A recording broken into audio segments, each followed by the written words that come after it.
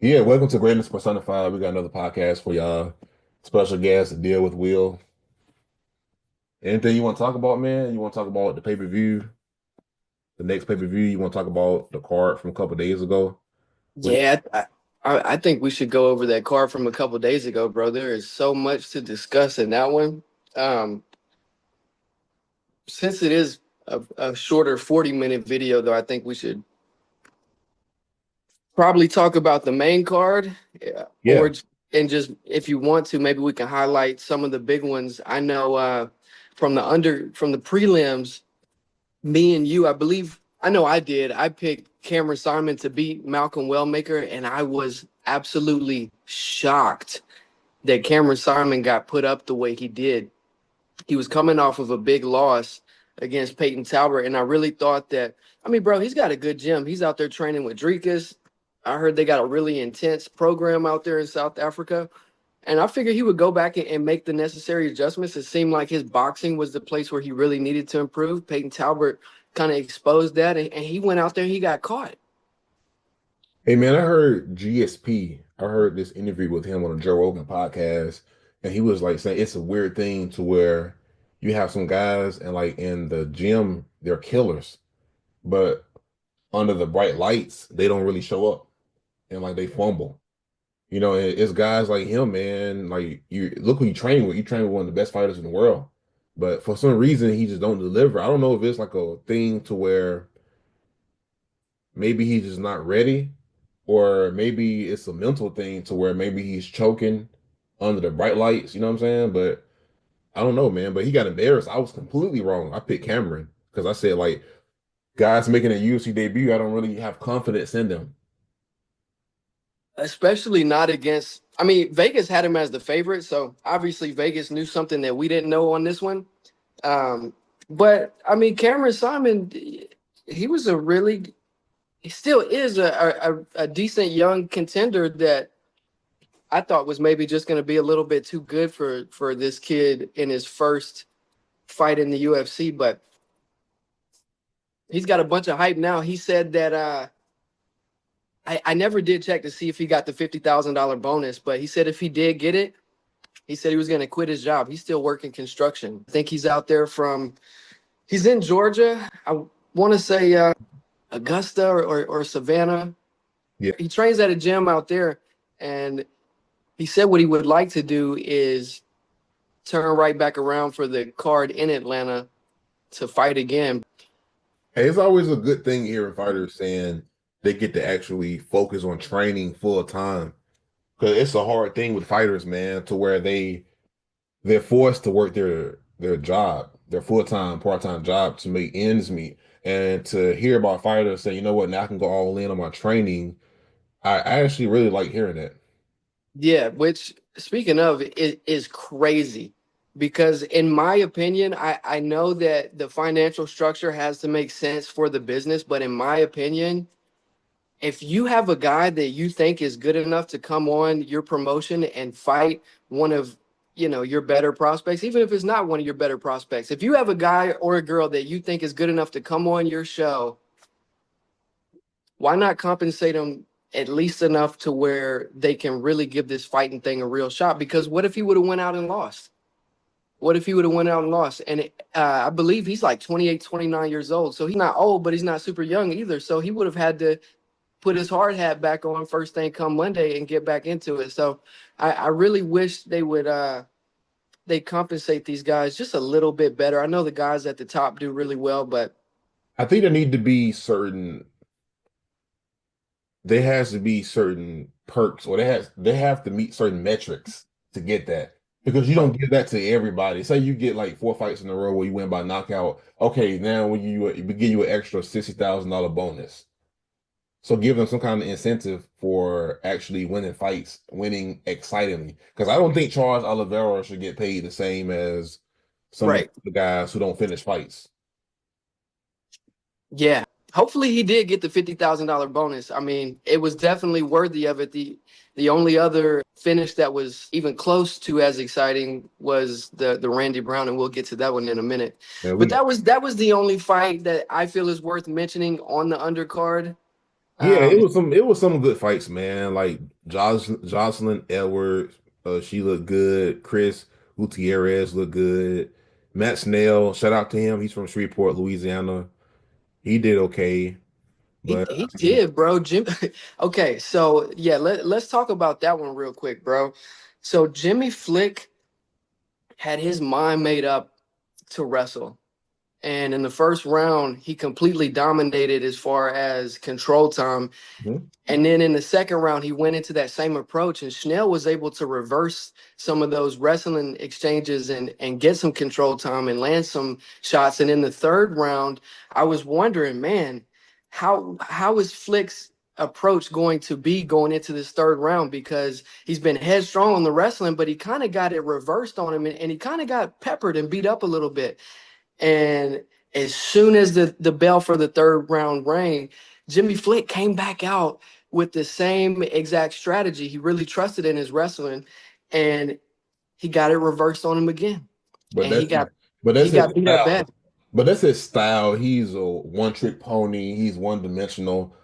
He don't really rely on his striking at all. He's one of the guys like he goes balls to the wall, like 100% commit to grappling only. Yeah, he was committed, bro. And if Matt Schnell was any less of a fighter, he could have very easily checked out. But I saw it in his eyes. I mean, you know how it is with some of these guys. It's just heavy. They just lay on top of you. They're dominating you on the ground. It's just a lot of the time is ticking. You know that you're getting dominated in the control time category. But I could see it in Matt Schnell's eyes. I was like, this dude doesn't look like somebody who has a look of defeat. This guy still looks like he's game, But and but you, I but think you, it's just a testament to his mental toughness. but you also gotta understand how many losses he has in a row too. You know, Mm. so he's lost a lot of fights in a row. He's been a highlight reel knocked out brutally in brutal fashion. So this was like his last Must win. opportunity. Because if he would have lost this fight to a guy that has no striking, then you shouldn't be in the UFC, man. Because you don't have to Yeah, Jimmy knocking you out. But next, man, yeah, let's have some fun, man. Let's go to the main card.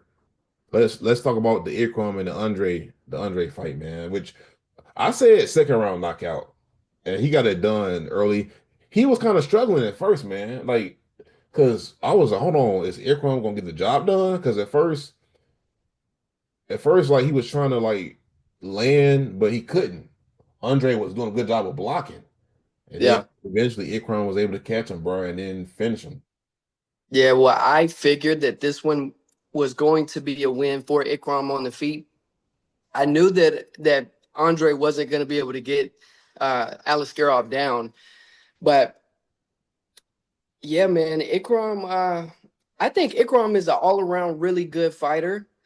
I believe that his wrestling is on point. I was a little concerned because you look, and this has little to do with it, but sometimes you look at the physiques of some of the athletes that are coming out, and one might look a little more prepared than the other. I think Volkanovski is a great example. He came out looking fantastic in his last fight, and he performed well. Uh, Man, Andre looked like a freaking cheetah out there. Like as far as I mean, he looked like he was ready to go all night. And pause. But yeah, Ikram is just Ikram's good, bro. And I had him to win this one. Vegas had him to win this one. I think that he's a little bit better in the striking than I maybe gave him credit for. He's a little bit awkward on the feet too, man. He is. Because even like some of the fights that he won, was it Phil Hall's fight? He didn't really, I don't know how to explain it, man, but he looked a little awkward a tad bit. It's not bad. And maybe the power makes up for it. You know what I'm saying? Because that's what happens like when he fights somebody like Robert Whitaker, man. Like I think there are some limitations to Ikram, if I'm gonna just be honest. But I do think that it's a big gap between him and like a guy like Andre and some of these other guys. Like maybe even well, him versus Brendan Allen would be a good one. But I just That think was that, like I think that maybe we can see. Or maybe him versus Marvin Vittori. You know what I'm saying? We can see how yes. he really is. Yeah, someone in that realm of the lower top 15, I think would be a good fight. But yeah, man, I agree. I mean, his two losses came to Whitaker and to Hamza, and they were bad losses. I mean, he got dominated, so he's definitely not on that level. But he comes out and outclasses a guy like Andre, which Andre is no slouch. So I was impressed by the win, especially the way he was able to finish him in the first round. Man, speaking of finishing, man, Randy Brown. Man, the thing is with Randy Brown, we get a performance like this, right? But then in his next fight, he'll be kind of like tentative. He'll be more so like trying to outpoint his opponent. And I don't think Randy Brown ever just looked bad in the octagon.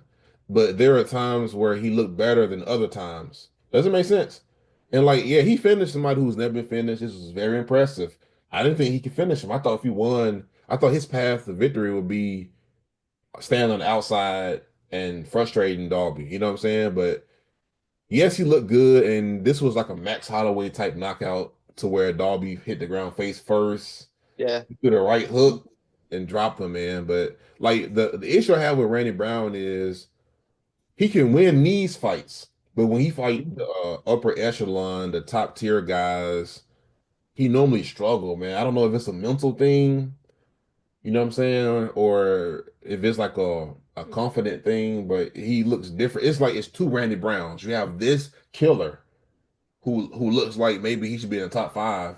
But then he also has other performances to where certain matchups, like against a Jack Della or against some of Yeah. these other guys, man, like he just don't show up against them. Yeah, yeah, for sure. I mean, he's just a really good striker. I mean, I think he's okay in other aspects of his game, but when you talk about a JDM, you're talking about a very well-rounded mixed martial artist. But yeah, I'll start by saying this, man. I am so proud of Randy Brown. I've always been a big fan of Randy Brown, and from the very first bell, he was looking to kill Nicholas Dalby. And I do want to shout out Nicholas Dalby because he was hurt real bad. And he still was pressing forward and throwing shots. He even stunned Randy Brown a couple times. I thought Randy Brown was going to get overly excited and maybe get himself into trouble. But he got the job done, and it was a beautiful knockout. And I said in one of my prediction videos before the fight that if Randy Brown was able to win in a devastating fashion the way he did, that he would potentially be looking at a fight in the top 15. And I think he's earned that with this win. Speaking of performances, man, this is a guy, Michelle Pereira. This is like one of my favorite fighters, man. Mine too. This is easily his worst performance. And to me, not to overthink this, but this is like similar to when Francis Ngannou lost to Stipe in the first fight, and he got Mm, kind of, I'm not gonna say broke, but he got kind of, what's what I'm looking for, man? Like overwhelmed, you know what I'm saying? And when he fought Derek Lewis, his next fight, mentally he wasn't there. He checked out. You know what I'm saying? So it took Francis some yeah, time to kind of get his confidence back. The same way with Michelle, you got to understand when he fought Anthony Hernandez, Anthony kind of broke him somewhat. yeah, You know, so like when you go 5 rounds with Anthony Hernandez just on top of you in full mount and he's ground and pounding you, and this is brutal, man. And then Michelle already don't have the best gas tank as it is. So I think right. this against A Bus, I think he was just, he didn't have his confidence there. Let's just say that. Yeah, bro. I'll say this about Abus, and then I'll speak on Michelle a little bit. I was very impressed with Abus. He looked very good in the stand-up game, throwing beautiful strikes, mixing in some kicks. He looked really good. And the biggest thing that surprised me was his gas tank through the first 2 rounds. Now, in the third round, he started to gas out a little bit, but it didn't matter at that point because Michelle was like a ghost of himself. He was completely gassed at that point. I don't know what the game plan was. I believe that Michelle's coaches may have wanted him to start out a little bit slower in the first 2 rounds in hopes that a boost would tire out because he's shown that before. But I don't think it was Michelle's best performance. I mean, Michelle is a guy that is really explosive and really dynamic. And he doesn't have the best gas tank. So while you do have the gas, go ahead and use those explosive movements and use it while you got it, essentially. And he just didn't. And I think he did turn it up in the last round, but it was just a little too late. But my biggest takeaway from this fight is how impressive Abus was in the striking. He's big. Abus is big and strong. And that Sean Strickland fight, I shared this with you, I believe, in our last video, but he looked so bad that I thought, how are they going to let somebody like this come back? I mean, he was really, really bad, really bad. But you mentioned that it was short notice, so I'm like, okay, let's give Abus a chance here and see what he was able to do. And I believe that he showed that when he can prepare properly, that he can put a decent game plan together and be dangerous for some of these guys. I know, man. This was one that was hard to watch, man. But I mean, I like both fighters too, because I like A Boost or A Bus, whatever his name is. I liked him too, man. I was keeping up with him prior to the UFC. A Bus, he had a couple losses. I kind of like got off the train, the hype train a little bit, maybe a little too soon. Because even against what's the guy name? The hook guy dropped him and hurt him, and then Mm. the hook guy just pretty much made a mistake and got submitted. So even when A Bus won that fight, he wasn't the most impressive. So I kind of got off the train. But I mean, I like both guys, to be honest. And A Bus, he's proven me wrong. He's proven me wrong, man. But speaking of proving wrong, David Onama versus Giga. Yeah, Man, bro. This is one that I think we both thought Onama's only path to victory was going to be by hurting Giga in the earlier rounds, and he was able to edge out a decision. Giga came out and did everything he was supposed to do. I mean, overall, Giga is the much better fighter, and it showed in that fight. But think so? yeah, I mean I think the way he was implementing his kicks, I mean on the stand up he was much better, oh much yeah, oh more yeah, technical. you're right. Where David Onama was able to really win this fight was by taking him down. And you've got to have a good ground game and be able to stuff. It doesn't matter how great you are or how dynamic you are if you're a striker, that's all good and all, but if you can't stop a takedown, the guy can take you down, control you, and you lost that round. And I believe that's how Onama was able to edge out this decision from his control time from the takedowns. I gotta say two things. The first thing is Giga striking is so good to watch, man. Like It his is. combinations are some of the best. Name Yeah. a fighter who got better combinations with him. The way he chain kicks and punches together. You know what I'm saying? Because we see And a lot of fighters, we criticize a lot of fighters for just throwing one strike at a time. You just throwing a right, right hand, you throwing a left hand, you just throwing one kick.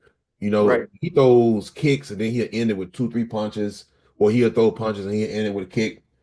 That's the first thing. Like his striking looked incredible, but the most impressive thing in this fight was David's ability to switch game plan and adapt. And that's something I never thought I would see him do. Because he has all the tools.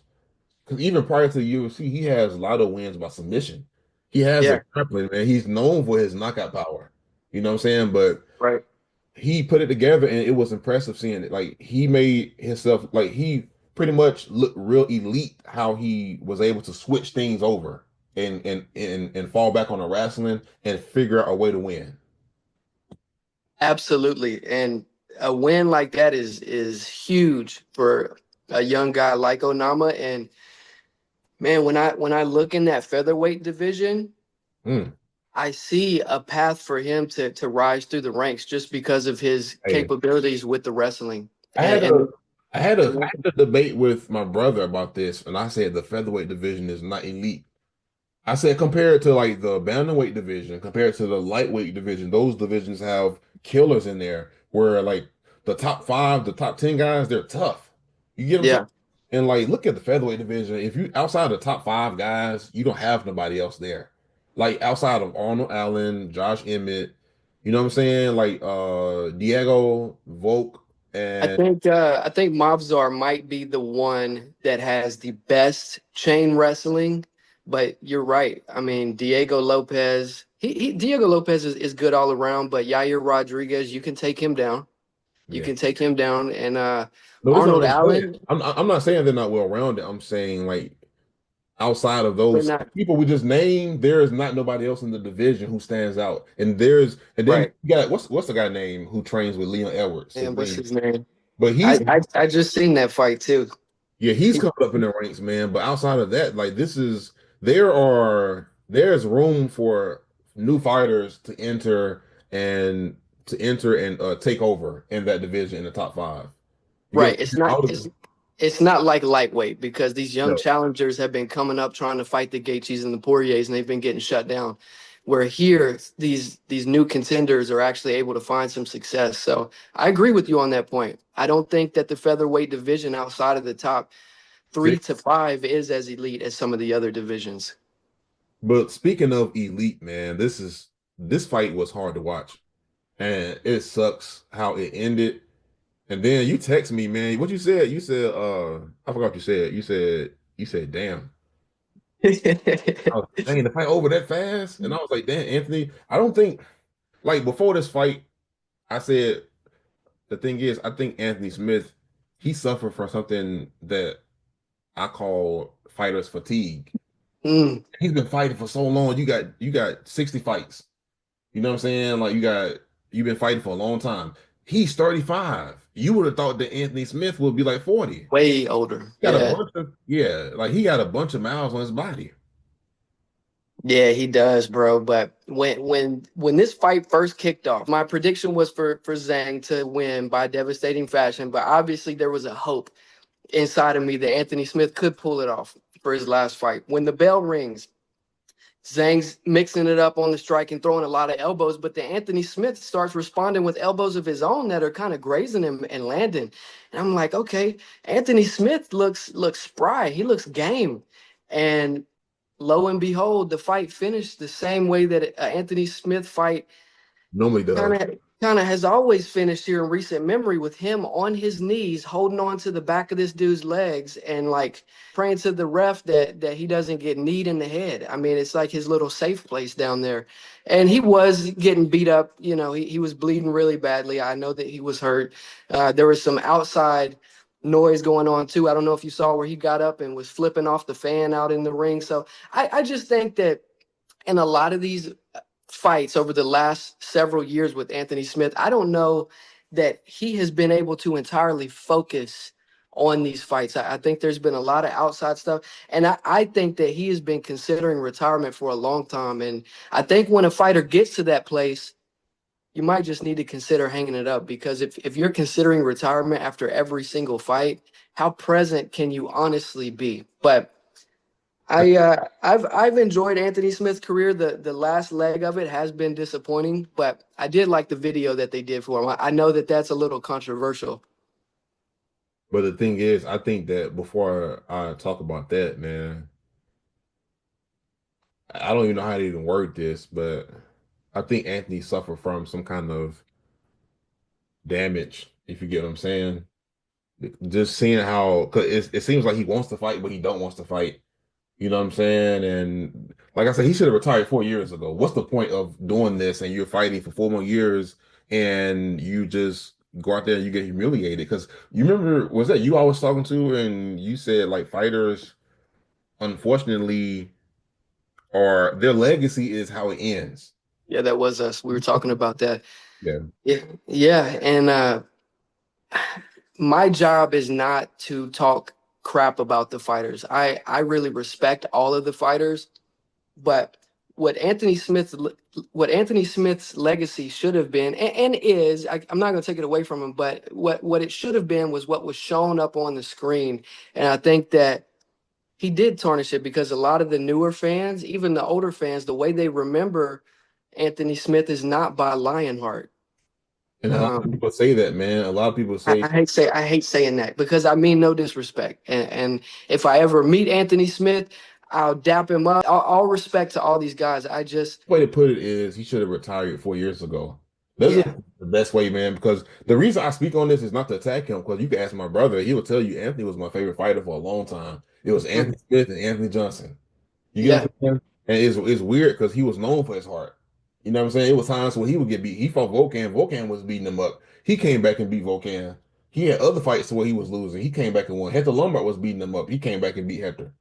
I believe that if some of these fighters like Anthony Smith were just able to play the tape through to see what the last 5, 6 fights of their career would look like, I believe that if they knew the outcomes, that they would have retired sooner. So I don't care what Anthony Smith says that, it was something he had to do or he didn't retire too late. I believe that if any of these guys could know what their destiny is, they would retire on time. And this one was too late. I think the issue is not necessarily the fact that he lost. The issue is how you're losing. You ever see fighters, man? Who was that, man? Like, okay, with Jim Miller. Jim Miller will never lose like this. Jim Miller might get destroyed for 3 rounds and get 10-8 every round, and he's bleeding, and his face looks like a meat pie. Michael But Chandler. Michael, but He's entertaining. He gets he's big entertaining, fights. man. I don't really the way Michael's been fighting has been bad, But Yeah, this last one for sure. But I know what you mean. but some guys, man, like you would see him like a prime Carlos Condit. He never would lose. He might get beat, but he never would lose like this, man, to where he's curling up like that, man. And that's what I'm saying. The issue is not necessarily that he lost. The issue is, and this is what's going to really affect his legacy, is how he lose. And then the biggest loss he got on his record is the Roman Dolise fight, where he came up from middleweight and he was able to pretty much out grapple him. And Dominated him. man. Like Anthony, he has a whole highlight reel on YouTube to where fighters will just kind of hold him against the cage and he's on his knees and he's not trying to get up, but he is trying to get up at the same time. And that I hate It's to say it, man, but that's kind of his legacy, man. I hate to say this, bro, because I like Anthony, and if you watch this, you might feel some kind of way about it. You know what I'm saying? But like this not no attack on Anthony Smith. Because I made a short about this. I said BJP and Tony Ferguson, they're known for their losses. And we, as fans, as MMA fans, as UFC fans, we lie to ourselves. We lie to ourselves and we say that fighters are known for their win streak. We lie, bro. Like they're not known for their win streak. They're known for how they end their career. And I think this is an example on what fighters don't need to do. Fighters need to avoid going out like this, man. Yeah, so the subjective fans, and I believe I'm in that category, are able to itemize the prime of someone's career from the latter half and choose to remember them for their better days. But most fans and most people operate in this philosophy: what have you done for me lately? And it's just like your favorite NFL team, basketball team. It doesn't matter if you won the Super Bowl 10 years ago. If you've had a 3-13 record for the last several years, that's how you're going to be known. Look at this, man. Look at teams like the Nuggets. Look at teams like the Warriors. Look how many fans they have now because they won championships. You know Right. what I'm saying? Nobody cared about the Nuggets 8, 10 years ago. Nobody cared about the Warriors 10 years ago. I mean, they had fans, but I'm saying the fan Like, base isn't as big as it is now. But the fact that they've been winning the last couple of years, you get what I'm saying? And like yeah, dynasty now, and so now they're known for when you think about the Nuggets and the Warriors, you think about championship teams. Whereas 10 years ago, you talk about like when you thought about the Nuggets and the Warriors, oh yeah, these teams are they're mid teams. So that's how it is in sports, man. Like athletes and teams, they're known for what have you done lately. They're known for the last couple of years. And it's like absolutely. I think more fighters need to look at this and say, you know what? Maybe it's time for me to have an exit strategy so that because the thing is, like, I feel like as a fighter, you shouldn't be fighting when you're too old anyway. You shouldn't be 48 years old fighting. You know what I'm saying? I feel like you should have a plan to where I fight this amount of years, I get my feet. No, I fight this amount of years and then I retire and I start focus on something else. And GSP is the greatest example of that. Habib, Habib was a great guy. Habib, yeah. And for Habib even me, more so. Daniel, he retired on top, just not as a champion. So it was hard. You could tell it was hard for him to retire, but He could have, yeah, because he could have won that fight. yeah. So he still had a little bit more prime left. It's just there's no better But time coming off that 1 L. You get what I'm that's right. saying? Because a one Yeah, L can turn to 5 Ls. like you said, it's not about necessarily winning the fight. If you go out there and you make it competitive and you show heart and you make it close and people see that that was a winnable fight for you, you still have the respect of the fans. But if you go in there and you lay down and you show that you're a shell of yourself, don't be surprised if the fans have an opinion on that. Yeah. Yeah, we could talk about Anthony Smith all day, man, but I know I could. I I mean, could. I still love Anthony Smith, man, but I mean, Me too. And I'm excited for I will be following him for the second half of his career with the podcast or if he decides to be an analyst. but the I thing think is, he'll be just fine. but the thing is with Anthony, even with the analyst thing, man, he's you know what I'm saying? He's very biased. So I feel like he needs to work on that as a commentator, as an analyst, and leave his personal opinions, like put those to the side. The stuff he says about John Jones and you know what I'm saying? He says like a lot of controversial things that have you scratching your head, man. Like I wish him the best, man. I need him to Well, here's the thing. John Jones is going to be done in 2 years from now. He won't be around, maybe even less than that. But I know what you mean. But a lot of these guys are tied to their bias. They're married to their biases a little bit just because they have been in the octagon with them. But you look at Chael Sonnen, and I think overall they're pretty fair. But sometimes you hear some stuff that leaves you scratching your head. But yeah, man, I don't know. I'm excited to see what Anthony Smith does. I'm glad that he's called it quits, and there's no better time than the present. no better time than the present. Okay, How much next, time? How much time we got? we got 5 minutes. Plenty of time. Okay, let's talk about Ian Gary, or should I call him Ian Scary? Eon. Yeah, man. He looked pretty good a couple days ago, man. And he fought Carlos Prates, and honestly, Ian Gary has this weird style to where like he's mastered. This might sound kind of weird to say, man, but he mastered the art of winning rounds. You get what I'm saying? Because he's very strategic, and the way he fights, man, like because he like when the fight first started, he went for a takedown on Carlos. Carlos stuffed him. But then he went back to the striking, the distance. You get what I'm saying? Then he frustrated Carlos with the striking, and then eventually in later rounds he was able to take Carlos down, and there was just a phenomenal performance from Ian Gary. And like I said, the issue I have with Ian Gary is the fact that he don't finish fights, and sometimes he can be too strategic, and he could be so much like he tries so much to win off points, and that's not a bad thing, you know what I'm saying? But the problem is, you know what I'm saying? Like he's winning fights, man, but he's not like some of these other guys who you want to spend more money to watch fight because they're trying to go and knock your head off, you know? I'll say this first, man. I am so mad that I let the whispers of the MMA community and Carlos Prates being on this 10 fight knockout streak to allow me to pick against Ian Gary because the level of competition is just different. And with MVP, he showed he could strike with him a little bit. He showed that he had wrestling with Shavkat. He showed that he could reverse some of these takedowns. He just showed the proof that he's an elite fighter. And we hadn't necessarily seen that from Carlos. And I let the noise make me pick Carlos, and I'm mad about that. The proof has always been there that Ian Gary is an elite fighter. As far as the way he fights, fans a lot of times will get angry at some of these Dagestani guys that will just take a fight and win by control time. Whereas you have a guy like Ian Gary that beautifully and I will almost say perfectly mixes the martial arts. But I'm gonna tell you And the there, problem. I'm gonna tell you the problem, man. I see where you're going with that, but there's only one issue with that. It's not necessarily what he's doing that's wrong. The problem is the way he talks noise and say he's a devastating striker. I'm going to knock him out. I'm going to do this. But then you go in there and you come up with a strategy to just do to outpoint them. but I mean, Ian Gary was landing some really devastating combinations. I don't think that the lack of effort was there, especially in the first, second, and third round. I think towards the end of the fight, Carlos got a second wind and started realizing that he was down. But Ian Gary was hitting him with some really vicious stuff in that first half of the fight. So I don't think the lack of effort was there. I think that if he could have had the choice, he would have put him away. But I think it's also a testament to some of the toughness of these guys that he's facing. I mean, to be fair, Shavkat's never been put away. We haven't seen him be put away in the UFC. We haven't seen MVP be finished in the UFC. So he's fighting that level of competition. But sure, I know that we want to go out, we want to see the Randy Brown KOs. But Unfortunately, it's not always there. I thought it was a beautiful performance from Ian Garry. The only Absolutely. thing I didn't like from Carlos's side, two things.